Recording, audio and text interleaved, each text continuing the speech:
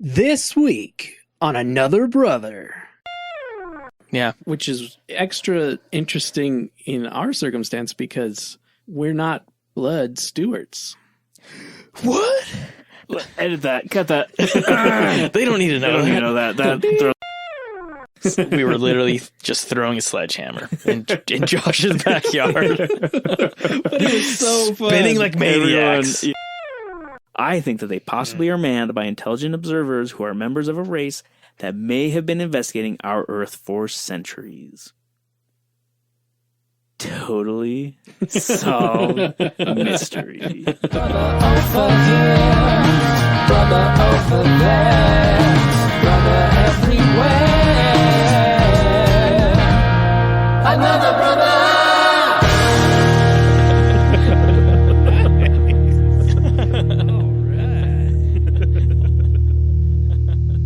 Oh, shoot. Yeah. Whoop, whoop. Announcement. Another brother announcement.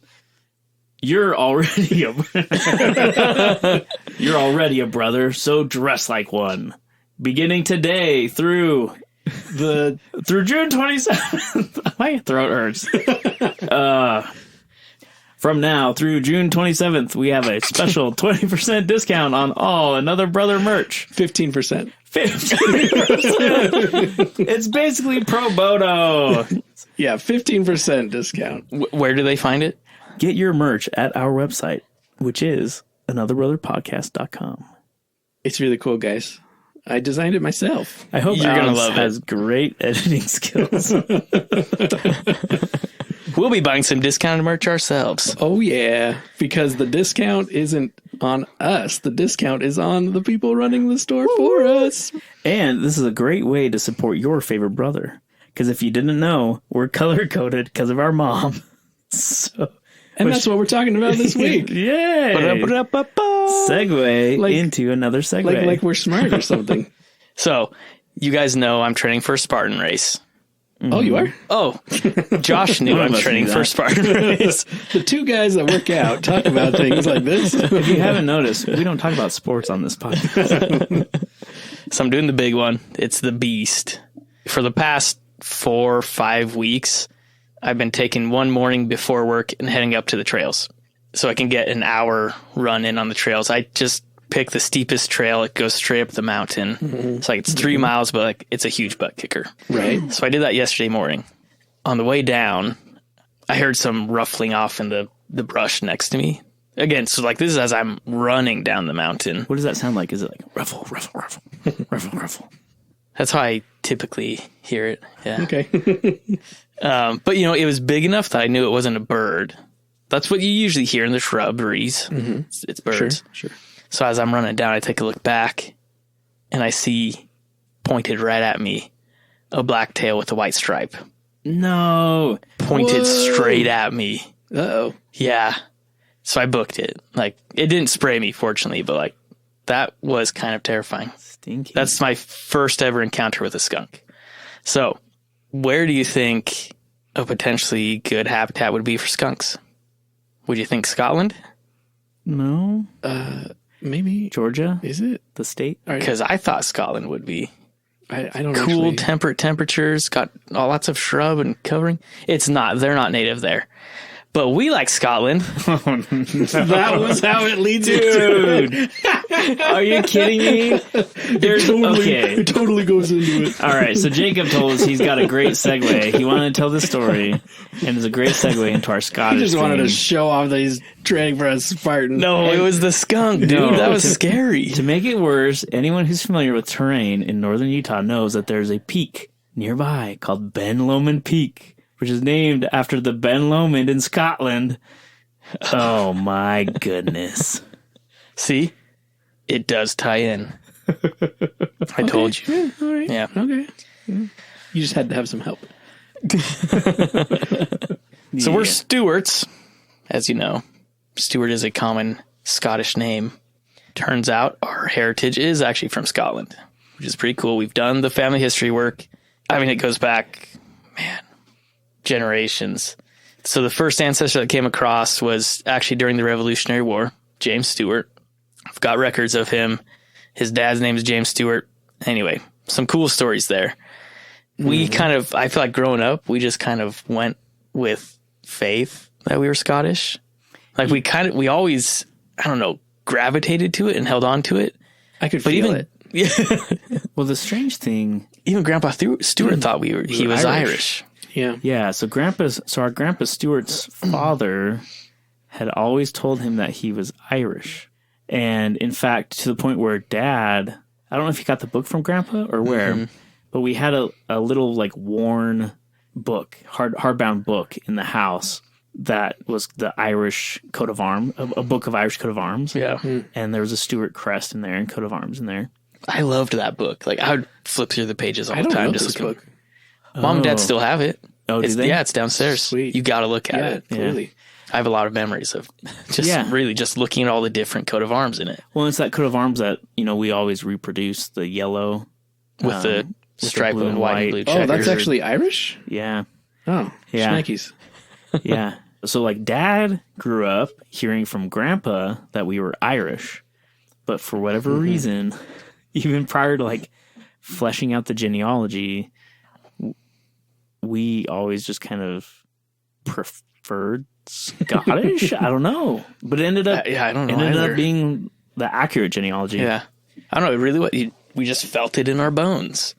Well, Yeah. and you hear the bags playing. It's like calling you home. Why is that? That's so strange. And I know a lot of people have a similar feeling, but it's like it's almost otherworldly. Okay. Christianity alert here. Christianity alert. So I thought this was going to come up. I wasn't. What? this is a doctrine that I don't know about in other Christian faiths. Mm-hmm. But in our church, there's I don't want to say phenomenon, but that's a good enough word, I suppose. Influence? Influence.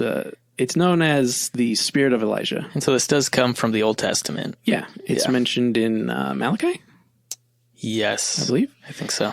Yeah, that the hearts of the children will turn to the fathers, and the hearts of the fathers will turn to the children. It's basically talking about how your genealogy is going to call to you. And I mean, in our church, we believe that people that didn't have an opportunity to be baptized while they were alive by the proper authority will have the opportunity to accept a baptism done for them by one of us that's alive today, that is baptized on their behalf. That's one of the things that takes place in the temples that a lot of people find really confusing and mysterious about the Church of Jesus Christ of Latter-day Saints. Yeah, it's one of the things that we do in there.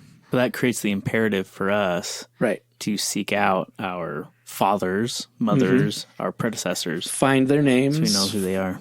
do their genealogy so that you can then be baptized for them. So, yeah, in general, we believe that there's that inside of us that calls us to look for that lineage and that heritage. And I mean, it really is a global phenomenon, something not everyone, a lot of people experience it. It's not just people who are members of our church. I mean, obviously look at like almost any Asian culture.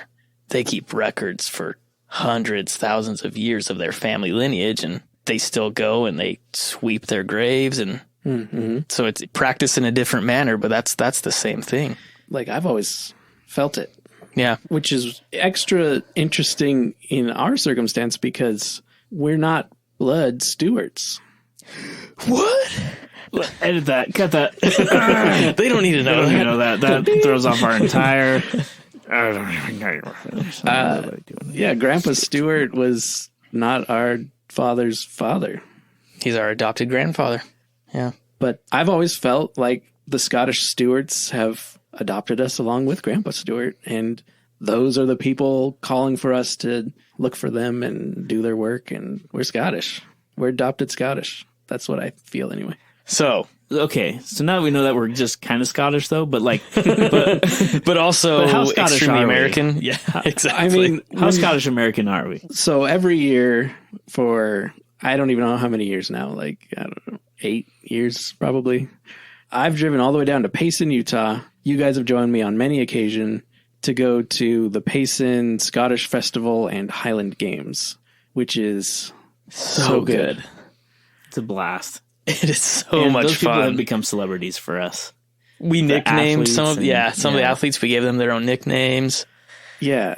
What I've always heard is that Payson, Utah was originally settled by Scottish people who came to Utah to be part of the Church of Jesus Christ. So this festival has been a long tradition, a community event in Payson that I think is what makes it so special. I want to contact the organizers of the Payson event and try to get money raised to get Scotch out there. Because that'd be amazing. they do performances outside of That would be crazy. They travel for it. That would be so rad. because they are so. I mean, it's good. I wonder if they've reached out to American games and things like this to try to, like, on their own, if they've I tried don't coming know. over. I don't know, but if they haven't, There'd be so many that they could hit in a row, I'm sure. Yeah, those events are so fun. They'll do like the dancing Dancing. competitions. Yeah, the pipe band competition. They're vendors. They sell Scottish food. And there's clan representation there too. So you have clan tents. That are, again, aimed at mostly helping people do their genealogy. Yeah. So good. It's just a blast. If you haven't been to a Scottish Highland game, just do it. Go. Yeah, I mean, if you've never seen a live caber toss, the stereotypical event, it's amazing. And if after observing it, you think to yourself, well, that looks quite fun, then I challenge you to do what we do now, which is hold your own backyard Highland games. We try to do it about twice a year. We do try. As a larger Stewart clan in Utah, our clan. Right. And we try to hold our own little Scottish Highland game in someone's backyard. And we'll do weight over bar. We'll do weight for distance. We'll do a diminutive caber toss. Yeah, it's pretty small. I pulled a shoulder. No, dislocated. I dislocated a shoulder. And I think we have decided to stop doing the hammer throw. Yeah, the neighbor's neighbor's awesome. the neighbor's fence is just too close. We were literally just throwing a sledgehammer in Josh's backyard. But it was so fun. Spinning like maniacs. Everyone would get up on the deck and just kind of like get ready to put their hands in front of their face. Yeah, and that's been. I feel more connected. Okay, so we all have our own kilts. That should go without saying at this point. And we clearly perform in those kilts. Yes. So there's just nothing that feels more connected to this awesome history, regardless of how contemporary the history is or how far back the history goes or how by adoption Right. into the Scottish culture we are. There's something about putting that kilt on, putting pipe and drum music on the speakers and throwing a Heavy thing. that just gets you. It feels great. It does. It's like weird a to say, but Holistic health. yeah. Yeah. So part of being in a Scottish clan is having a tartan that goes along with your clan. A tartan it's not just a fancy word for a plaid, but without getting into the technicalities of how it's designed and manufactured in cloth, it's a plaid. And the Royal Stewart tartan, so the main tartan of our family, consists first and foremost of red, then the next most color is green, then blue, yellow, and white and black. Growing up, our mom stitched a little bit of colored thread into the toes of our socks so that we could differentiate whose socks were whose. And then she even bought little baskets To to carry that clean laundry in back to our rooms that were color coded to the same stitch in our socks. That started before we were really getting into being Scottish. It turned out that the three colors we were given were all colors in the tartan. And It was just perfect. And Liz. Yeah, and Liz. I think Liz's was an adopted color because everybody knew what socks The were girl Liz's. socks are girl socks. And much smaller. But yeah, I got green, Josh got red, Jacob got blue, and Liz gets to be yellow now. So when we talk about each other, sometimes we talk about the blue, Stewart's. Well, and rather than talking about like Jacob's family and their kids, Right, yeah, Right, when we're Yeah, talking we'll about the just say- small families within our family. yeah, we'll just be like, hey, they're at the blue Stewarts. Right. Yeah. They're at the green Stewarts. And it just works. And again, it's same main colors in our tartan. Yeah. It feels neat. Neato gang. But, I mean, I've personally really leaned into green as like a favorite color.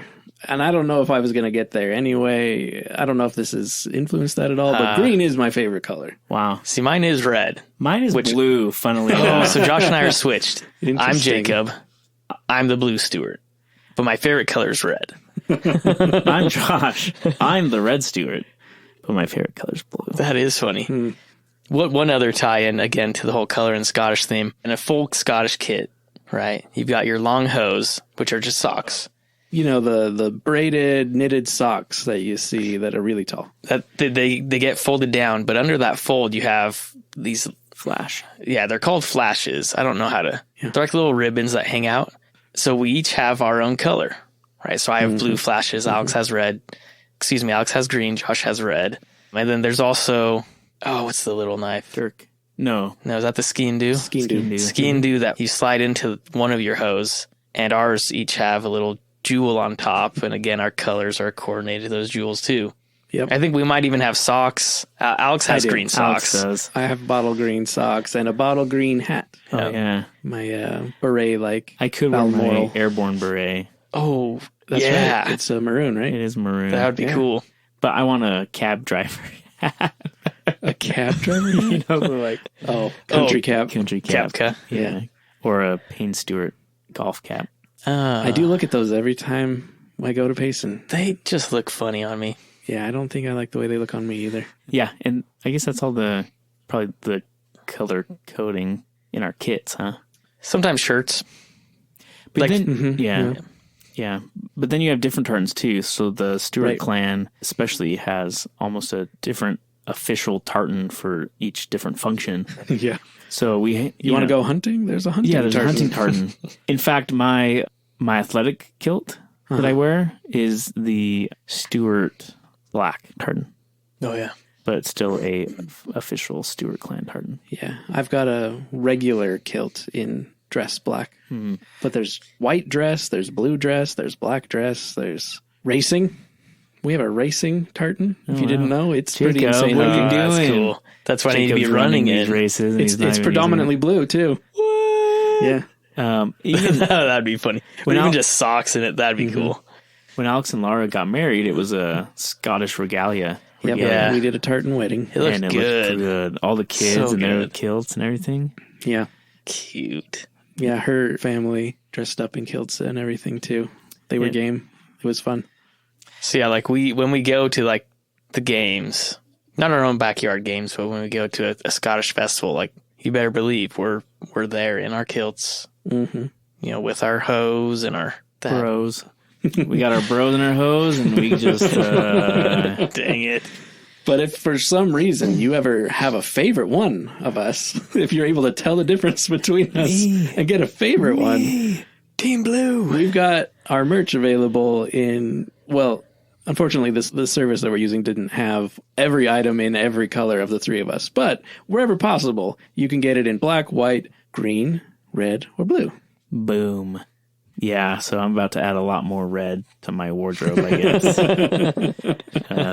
You know why I'm not red, though? It's because of BYU and Dad's I know. utter hatred of the University Okay. of Utah. But you know, Dad's Red is basically a swear color. red is his favorite color too, though. I know, yeah. And It's weird. I've fought weird. that myself, but I can't deny it. Just red's my favorite color. Huh. Blue's number 2, but red is. I think it's because I'm speed. It's a strong color. Yeah. Yeah. Oh, the The Flash. Flash. Well, That's it's it. not. It just red looks That makes fast. sense. It's not just the Flash, It's true. It's also Ferrari. and it's a power color. You better believe. Like I put my red tie on when I've got like an interview or something. Republican. Yeah. Or when you're teaching missionaries. You didn't do the red power tie on the mission? Oh, Especially like in Russia. when I'm like instructing and stuff. Yeah. Like Yeah. for zone conference Some trainings. conference. Yeah, yeah. But again, let me clarify. Buy blue. Don't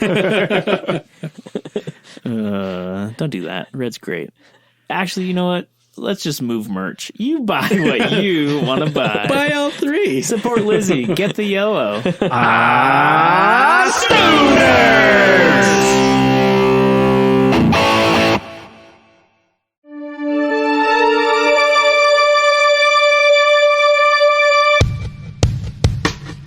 Are you curious about the world around you? Do you question why mysterious things happen?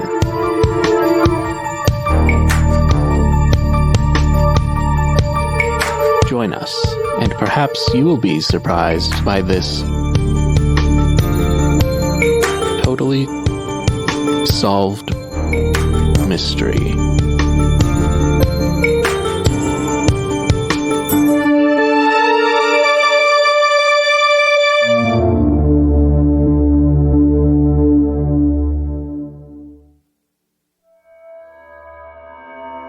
Once upon a wartime dreary, when skies were bathed in sorrow weary, over fields of blood and fear, I saw a sight that chilled my core. Whispers midst the pilot's chatter spoke of specters, their heart aflutter. Ghastly fiends with radiant light, known as Foo Fighters, the lore did bore. Those who witnessed felt the terror in the skies forevermore. In the depths of World War's plight, where men sought solace throughout the night, there existed a squadron bold, the 415th Night Fighter Corps. Their valiant souls with spirits high took flight beneath the somber sky, unaware of what would soon unfold, their fates to be forevermore. Foo Fighters lurking there, to plague their minds forevermore. As night fell, a shroud of gloom, darkness thick as a wretched tomb, the Black Widows took to air with men of courage at their core. But lo, from the abyss there came ethereal lights that danced in flame. Foo Fighters, wraiths from realms unknown, unleashed their eerie encore. Glowing orbs with spectral grace tormented souls forevermore. In the heavens they did abound, bewildering all who dared surround. Aviators looked and gazed as orbs mimicked their swift rapport. They mocked their moves with eerie might. Their presence caused a dreadful fright. Malevolence in their glow, a haunting sight forevermore. Those who faced them felt the dread, their minds enthralled forevermore. Futile was the squadron's fight, for bullets passed through orbs of light. Foo Fighters, untouched, undaunted, defied the laws of our mortal lore. Their nature enigmatic, arcane, their purpose one they did retain, to vex and haunt brave men aloft, a mystery forevermore. Aerial foes not of this realm, forever enigmatic, forevermore. Returned from missions fraught with woe, the squadron's pilots were changed, you know. Their minds plagued by nightly terrors, haunted by the orbs they saw. Conspiracy whispered in hushed tones of otherworldly origins unknown. Foo Fighters, harbingers of doom, their presence felt forevermore. In dreams they lingered ominous, a mark imprinted forevermore. Oh, my pen could scarce convey the chilling tale of that wartime day, when Foo Fighters plagued the sky, their spectral glow forevermore. In the annals of history's tome, the 415th Squadron's doom shall be remembered as a haunting chapter, a tale to chill forevermore. Foo Fighters and their eerie plight, a spectral dance forevermore. Okay. I love the band, the Foo Fighters. Love that band. And I've known for a long time that their name comes from World War II. But that is all I know about it. No one has ever said anything more about it in what I've read. No, that's all I know too. Foo Fighters were unidentified flying objects in World War II that harassed the 415th Night Fighter Squadron as they flew night operations over German skies. So this is our squadron. This is a joint. This is a U.S. This is a joint allies. U.S. UK squadron. Okay. Yeah. Back in the days of World War II, the 415th Night Squadron, they flew night raids, obviously. And their intent was to harass and bomb and provide cover for bombing runs. And pretty early on, a cockpit crew had identified orbs flying off in the distance, or actually static in the distance. And static in the distance. Kind? No, stationary. Oh, okay. I got it. Got it. They weren't flying in the distance. They were static. Static. Got it. Yep. Oh. And with no radar returns, no radar signatures, just a orangish, reddish glow. And then these orbs would then accelerate and leave. And after this first encounter, there were more that were recorded, where these orbs, anywhere from 1 to 10 in like a Formation? There we go. Yeah, anywhere from a single orb to 10 in a formation would appear, and they would follow the fighters of the 415th Night Fighter Squadron, and they would mimic their movements, and they would accelerate past them, and they exhibited movement and the ability to maneuver in excess of that of the fighters. And these men gave interviews long after, just of absolute bewilderment. But all of the interviews they gave for newspapers, for radio shows, and then ultimately later for video, they were very professional about it. The very fact of the matter, as most World War II vets are of their experience, no matter where or how they served. They just acknowledged these flying orbs. And to the point where they would contact, and radar at the time was still kind of a primitive technology. Yeah. But even in contact with ground control stations and radar operators and onboard radar, there was no radar return of what these things were. But we seem to have finally solved what these were. What? I hope Foo Fighters are listening. This is for you, Dave girl. Yeah, Dave. So, Were they able to get any more visual than it just being a glowing orb, or is that literally all that they could see? I'd imagine it's the middle of the night, bright, shiny object. All they're going to see is the light. They're not going to see any kind of like control surfaces or wings or anything. Well, if their bullets went right through it, maybe that's all it was. Well, that was for effect. I don't think these guys actually shot at anybody. All right. So just light. Yeah, just like orbs of light. And some people have thought that perhaps it was like cockpit glint, like glare off of cockpits. But are you telling me these guys who are they're a well-honed machine now and they know where their position is within the greater an entire formation? Squadron of these guys? Yeah, they're not going to know that there should be other planes over there. Yeah, and not to mention the way they flew and was unlike the way our pilots flew. Other people have thought maybe it was like electric. What do you call it? It's like ball lightning. Ball lightning. Oh, yeah. Electric statics, discharge. But a red orange, that's not the right color. And this is clearly being controlled in an intelligent manner, not just right following and harassing them. So, believe me, if you will, there has been reporting, thanks in large part to an Italian author. Woo. Yeah. Named Renato. Is that an Italian name? Yeah. Yeah, Renato something. You can look it up. That's what we do. That is his last name, something. Wow. That's not going to be hard to look up at all. No, There's not a million of those guys. That's right. And this is the level of reporting you can come to expect from totally solved mysteries. He